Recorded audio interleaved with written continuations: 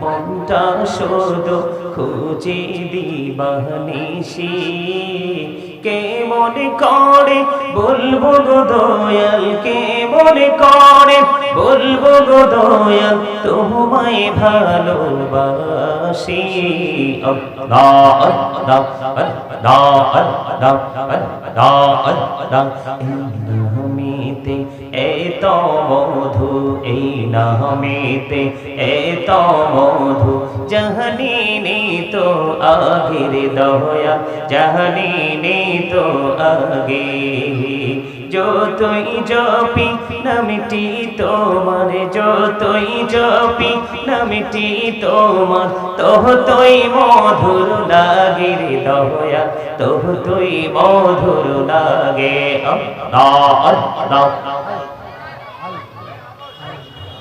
লা ইলাহা ইল্লাল্লাহ মুহাম্মাদুর রাসূলুল্লাহ সাল্লাল্লাহু আলাইহি ওয়াসাল্লাম আল্লাহুম্মা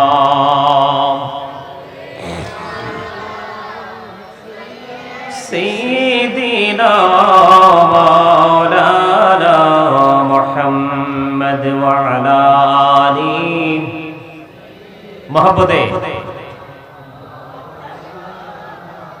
মুহাম্মদ আল্লাহুম্মা সাল্লি আলা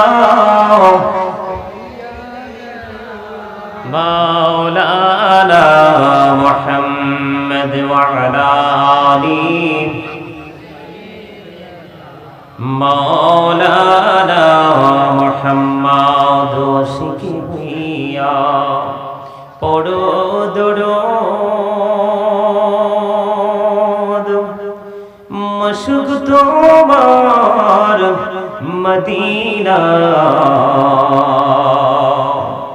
আশিক হইয়া পড়লে দরুদ যাইবা সোনার মদিনা আল্লাহুম্মা সাইয়্যিদিনা মাওলানা মুহাম্মদ ওয়া আলা আলিহি মাওলানা মুহাম্মদ মোরা সবাই গুনাহগার গো এসেছি আপনার দরবারে যার সিলাই সৃষ্টি করছেন মাফ করেন তার খাতিরে আল্লাহুম্মা সাইয়্যিদিনা মাওলানা মুহাম্মদ ওয়া আলা আলিহি সাইয়্যিদিনা মুহাম্মদ আপন আপন করো রে মন কেউ তো তোমার আপন না যিনি তোমার আপন হবে আছেন সোনার মদিনায় আল্লাহুম্মা মোহাব্বতে মাওলানা মুহাম্মদ ওয়া আলা আলিহি মাওলানা মুহাম্মদ লা ইলাহা ইল্লাল্লাহ লা ইলাহা লা ইলাহা ইল্লাল্লাহ লা ইলাহা হাইরে কত সুন্দর মদিনা কেমনে যাব জানি না হাইরে কত সুন্দর মদিনা কেমনে যাব জানি না হাইরে দয়া করো দয়াল আল্লাহ দয়া করো নসিব করো মদিনা লা ইলাহা লা ইলাহা ইল্লাল্লাহ লা ইলাহা হেরি নামাজে রোজা ছাইরো না মা বাবাকে ভুইলো না হেরি নামাজে রোজা ছাইরো না মা বাবাকে ভুইলো না হেরি জান্নাতে বাসী হইতে চাইলে জান্নাতে বাসী হইতে চাইলে প্রাণ ভরে করো সাধনা লা ইলাহা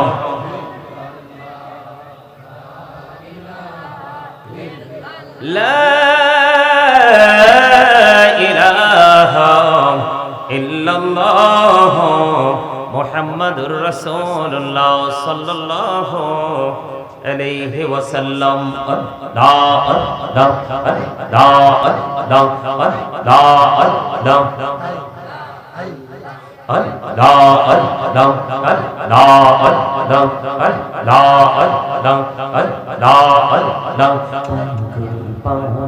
মনটা শুধু খুঁজে দিবানিসি কে মনে করে বলবো গো দয়াল কে মনে করে বলবো গো দয়াল তোমায় ভালোবাসি আল্লাহ আল্লাহ আল্লাহ আল্লাহ আল্লাহ নামেতে এত মধু এই নামেতে এত মধু জাহানি তো আগের দয়া জাহানি তো আগে যতই জপি নামটি তোমার যতই জপি নামটি তোমার ততই মধুর লাগে রে দয়া ততই মধুর লাগে আল্লাহ আল্লাহ লা ইলাহা ইল্লাল্লাহ মুহাম্মাদুর রাসূলুল্লাহ সাল্লাল্লাহু আলাইহি ওয়াসাল্লাম সকলে বলুন আলহামদুলিল্লাহ আর জোরে বলুন আলহামদুলিল্লাহ আজকে চাতল বাগহাটা নূরে মদিনা গাউসিয়া নুরিয়া নূরানী হাফিজিয়া মাদ্রাসা হাফেজ ছাত্রদের পাগড়ি প্রদান উপলক্ষে আজকে ইসলামী সুন্নি মহাসম্মেলনের আয়োজন করা হয়েছে আজকের এই সুন্নি মহাসম্মেলনের সভাপতি সহসভাপতি প্রধান অতিথি আপনার প্রধান মেহমান সহ এখানে যত নাম উল্লেখ করেছেন সকলে এবং আমার সামনে যারা উপস্থিত আছেন পর্দার অন্তরালে আমার মা বোনেরা বিশেষ করে আজকে যারা টাকা দিয়ে পয়সা দিয়ে অর্থ দিয়ে বুদ্ধি দিয়ে শ্রম দিয়ে সার্বিক সহযোগিতার মাধ্যমে আজকের এই জান্নাতের বাগান সাজিয়েছেন সকলের প্রতি আমার আন্তরিক সালাম আসসালামু আলাইকুম ওয়া রাহমাতুল্লাহি ওয়া বারাকাতুহু সম্মানিত উপস্থিতি আপনারা কি অসুস্থ আপনারা সুস্থ সুস্থ মানুষ কাকে বলে আর অসুস্থ মানুষ কাকে বলে এই দুটোর মধ্যে ডিসটেন্স কতটুকু বুঝতে পারেন পার্থক্য কতটুকু বুঝতে পারেন আপনারা চেয়ারম্যান সাহেব একটু আগে আলোচনার মধ্যে একটা কথা বলেছেন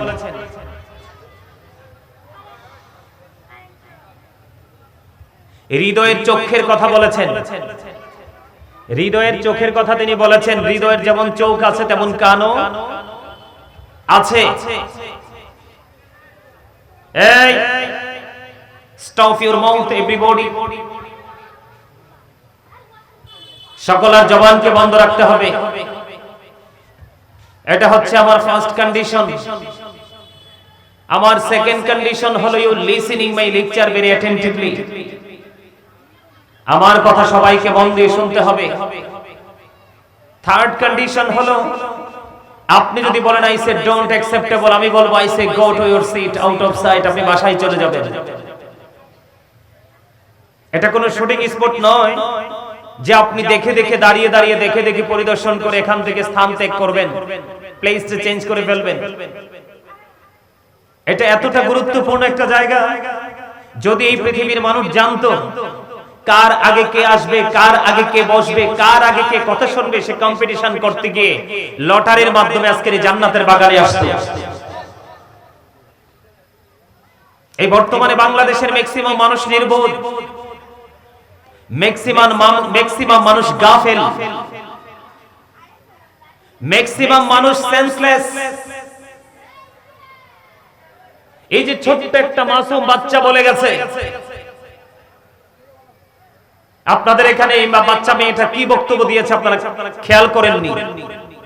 যদি খেয়াল করতেন তাহলে ছোট্ট মাসুম বাচ্চাটির জবানের কথা থেকে আপনাদের মধ্যে অ্যালার্ট সিগন্যাল অটো বেজে যেত। চেয়ারম্যান সাহেব কি বলেন? এতটুকু বাচ্চা, আমি সত্যি মুগ্ধ হয়ে গেছি, অসাধারণ ছিল তার পারফরম্যান্স। এই যে বাচ্চা ছেলে বাচ্চা মেয়ে কথা বলেছে, তার কথার মধ্যে বিন্দু পরিমাণ কোনো জড়তা ছিল না।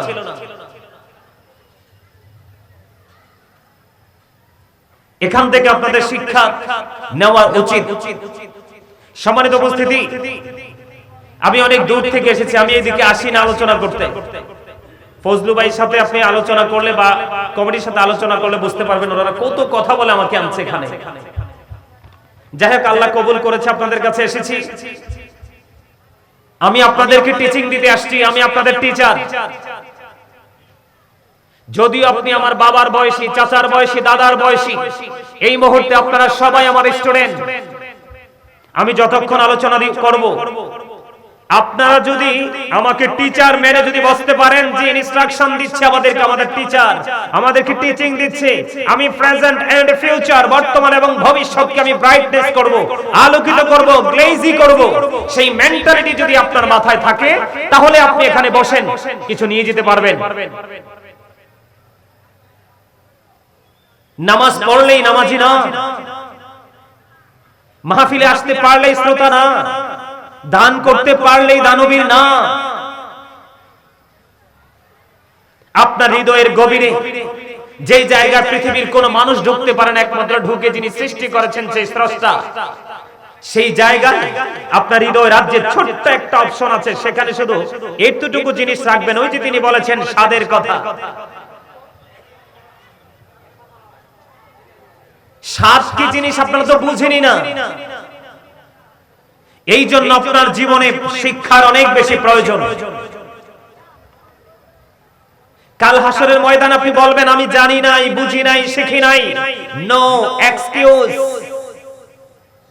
আপনার কোন ধরনের কোন অজুহাতকে কাল হাসরের ময়দানে গ্রহণযোগ্য করা হবে না, অ্যাকসেপ্টেবল হবে না। আল্লাহর কাছে কোন বক্তব্যই কোন অজুহাতই গ্রহণযোগ্য হবে না। চেয়ারম্যান সাহেব হবে?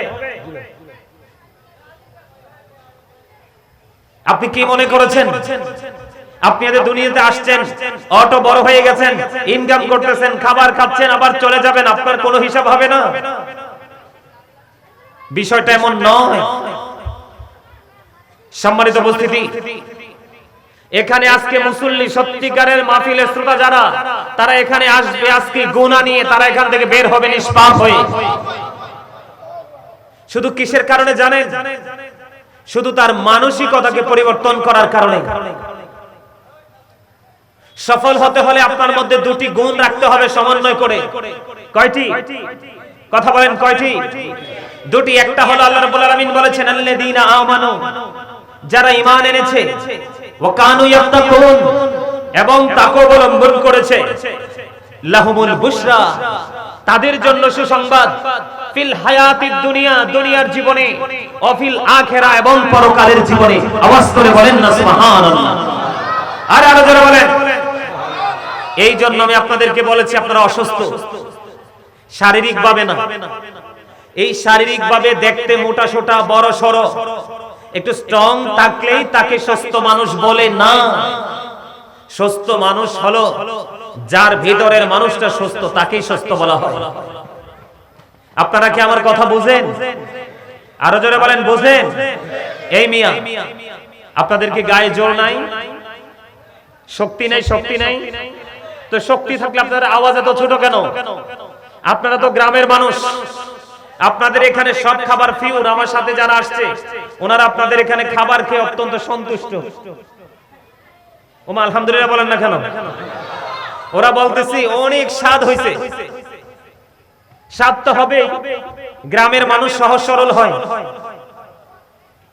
গ্রামের মানুষ সফট হয়, আর গ্রামের ম্যাক্সিমাম নিত্যদিনের যে দ্রব্য সামগ্রী ম্যাক্সিমামই হচ্ছে পিওর। আর আমরা যে খাই শহরে এগুলো হচ্ছে ভেজাল। কথা বলেন ঠিক না ঠিক?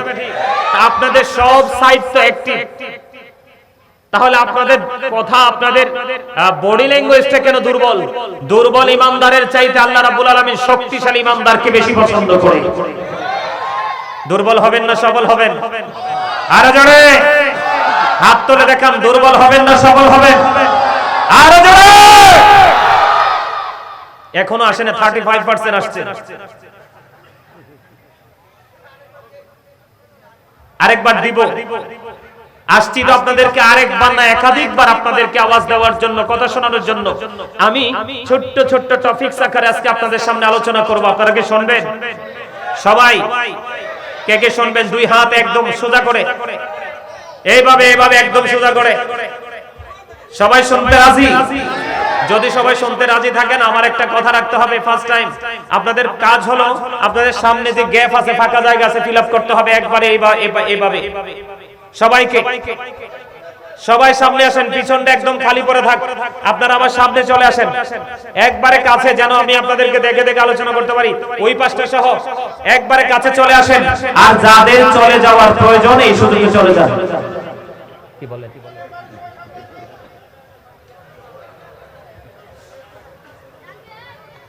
এই আপনারা কি আমার কথা বুঝেন না? আপনাদের তো কঠিন কোনো কিছু বলি নাই, আপনাদেরকে জাস্ট সামনের জায়গাটা ফিল আপ করতে বলছি। আপনাদের পিছনটা একদমই খালি করে থাক, সবাই সামনের দিকে চলে আসেন। মৌচাকে যেইভাবে মৌমাছি বসে ঠিক এইভাবে বসে যান। কারণ আমরা যখন পবিত্র কাজ করি, এদিক তাকান, আমরা যখন পবিত্র কাজ করি শয়তান তখন হিংসায় জ্বলে পড়ে ছাই হয়ে যায়। কারণ বান্দা ভালো কাজ করে আল্লাহর দিদার প্রাপ্ত হোক, এটা কখনো শয়তান চায়। কারণ শয়তান চির অভিশপ্ত করে দিয়েছে আমার আল্লাহ। এই জন্য শয়তান কিন্তু জান্নাতে কেমন স্বাদ এটা দেখে আসছে। এই আপনারা জানেন যে গন্ধম ফলটা খাইছিল বাবা আদম এবং মা হাওয়া, এই গন্ধম ফলটা কোথা থেকে জন্ম হয়েছে জানেন? শয়তানের যেই মানে পায়ের ছাপ, পদচারণা যেখানে ছিল সেইখানকার ময়লা আবর্জনা গুলো এক জায়গায় স্তূপ করে রাখা হয়েছিল, সেই স্তূপ থেকেই গন্ধম গাছ সৃষ্টি হয়েছে। এবার বোঝেন শয়তানের যেই গায়ের ময়লা পদধূলি যদি এত নোংরা হয়, তাহলে শয়তানটা কত নোংরা। কথা বলেন, বুঝতে পারছেন আমার কথা? হ্যাঁ, এই ইমানদারদেরকে আল্লাহ রাব্বুল আলামিন সচেতন করেছেন, শয়তান is the eternal enemy of the believers. ইন্না শাইতানা লাকুম আদুউন ফাত্তাখিযুহু আদুওয়া। শয়তান মানুষের প্রকাশ্য শত্রু, প্রকাশ্য দুশমন, তাকে দুশমন বলেই গণ্য করতে হবে। কিন্তু সবচেয়ে মজার খবর কি জানেন? সবচেয়ে মজার খবর হলো আল্লাহ রাব্বুল আলামিন এটার পাশাপাশি আরেকটা নিউজ দিয়েছেন, সেটা হলো ইন্না কাইদা শাইতানি কানা দাঈফা। আল্লাহ বলেছেন শয়তান ডিসিপশন ইজ ভেরি উইক। শয়তানের ধোঁকা মুমিনের জন্য দুর্বল। ওমা সুবহানাল্লাহ বলবেন না? আমার ওয়াজ বোন আপনারা বুঝেন না? না কথা বুঝেন? আমার কথা পছন্দ না, না আমারে পছন্দ না, কোনটা? কারণ আমারে ভালো নাও লাগতে পারে, কারণ ফার্স্ট টাইমে আসছি, বুঝছেন নি চেয়ারম্যান সাহেব? আমারে ভালো লাগে? কার কার কাছে ভালো লাগে? না না, সবার কাছে ভালো লাগে না। হাত নামান। কিছু লোকের কাছে যে ভালো লাগে না বিষয়টা এমন না, ভালো লাগার মানুষ আছে, কিন্তু সবার কাছে ভালো লাগে না। যদি ভালো লাগতো আমি এত দূর প্রায় 5 ঘন্টা 5.5 ঘন্টা জার্নি করে এসে আমি স্ট্রংলি কথা বলতেছি, আর আপনারা কিন্তু আশপাশ থেকে এসেছে, আমি আমার কাছে মনে হয় ইউ আর ভেরি উইক। ঠিক না বেটি? দুর্বল মনে হয় না? এই আপনারা কি দুর্বলতা নিয়ে যাবেন? এই দুর্বলতার অভিযোগ নিয়ে যাবেন? যাবেন? আরো জোরে যাবেন? কি অভিযোগ নিয়ে যাবেন? আমরা কোনো অভিযোগ নিয়ে যেতে চাই না, ঠিক কিনা বলেন? আরো জোরে, আরো জোরে। এতক্ষণ আইছে 50% ছাড়াই গেছে, আলহামদুলিল্লাহ বলেন। এই মেয়ে আপনারা কি হাসতেও পারেন না? অনেকেই কিন্তু হুতুম পেছার মতো মুখ ভার করে রাখছে। এই আমার কথা একটাও না, সব আল্লাহ রাসূলের কথা। আমি গাজী সুলাইমান বানাইয়া কথা বলার কোনো ইখতিয়ার নাই। আল্লাহ রাসূল বলছে তোমরা হাসো, ফ্রি থাকো, তোমরা একজন আরেকজনের সাথে মনের কথা শেয়ার করো। হুজুর তাহলে কি হবে? নবীজি বলেছেন তোমাদের সুস্থতার পরিধি বাড়তেই থাকবে। আর তোমরা যখন গোমরামুখী হয়ে হুতুম পেছার মতো থাকবে, তখন তোমাদের এই গোমরাহি মনোভাব তোমাদের হার্ট আর যেই কোনো মুহূর্তে প্রেসারের কারণে স্পট ডেড হয়ে যেতে পারে। ঠিক কিনা বলেন? এই জন্য আবার অতিরিক্ত হাসা যাবে না। অতিরিক্ত হাসলে কিন্তু আবার অন্তর মারা যায়। Thank you very much, you are great my grandfather. আলহামদুলিল্লাহ বলেন, আরে যারা বলেন। আমার দাদা ভাই চমৎকার কথা বলেছেন। তার মানে উনি বুঝিয়েছেন সময়ের সাথে যেটা যায় সেটাই করতে হবে, সময়ের বাইরে কিছু করা যাবে না। আরো জোরে বলেন আলহামদুলিল্লাহ, আরো জোরে। এই জন্য আমি বলি মুরব্বীদের অন্তর আল্লাহ আল্লাহ রাসূলের প্রেম ভালোবাসায় ভরা, আর বর্তমান প্রজন্মের ম্যাক্সিমাম যুবক যুবতীদের অন্তর হিংসা, নোংরামি আর আত্মগরিমায় ভরা। ঠিক কিনা বলো? আরো জোরে।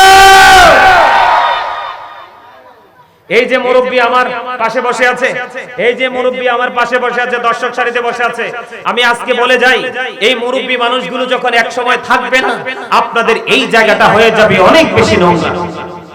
কেন কেন জানেন? জানেন না?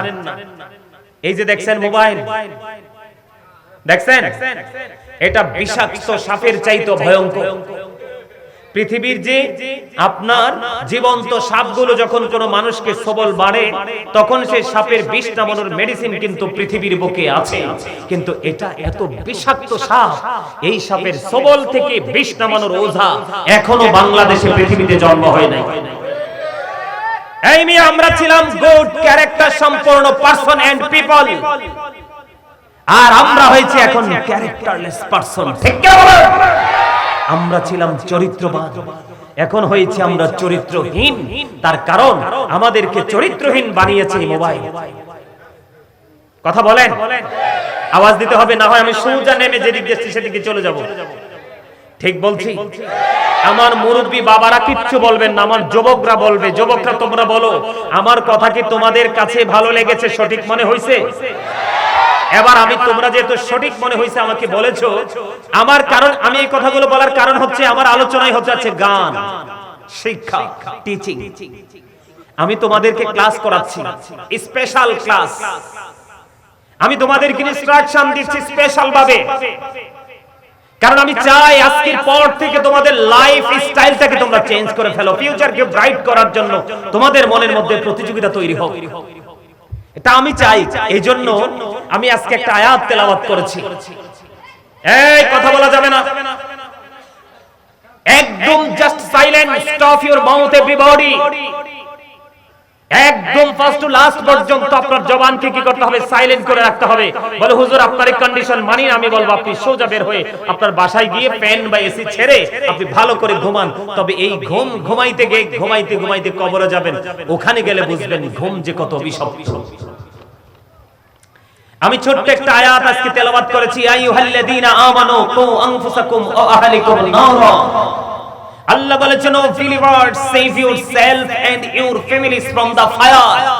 আল্লাহ রাব্বুল আলামিন ঈমানদারকে ডেকে বলেছে, তুমি জাহান্নাম থেকে বাঁচো এবং তুমি তোমার পরিবারকেও জাহান্নাম থেকে বাঁচাও। আপনারা তো নিজেরাই বাঁচার রাস্তা খুঁজে পাননি, আরেকজনকে রাস্তা দেখাবেন কি করে? কথা ঠিক না? সত্যি কথা বলছি না? আমার আজকে আলোচনা হলো কি? শিক্ষা, গান। এর মধ্যে দ্বীনের শিক্ষা হলো সবচেয়ে গুরুত্বপূর্ণ। এই গুরুত্ব অপরিসীম। এই মাহফিলটা বিবেকবান মানুষের জন্য, বিবেকহীনদের জন্য নয়।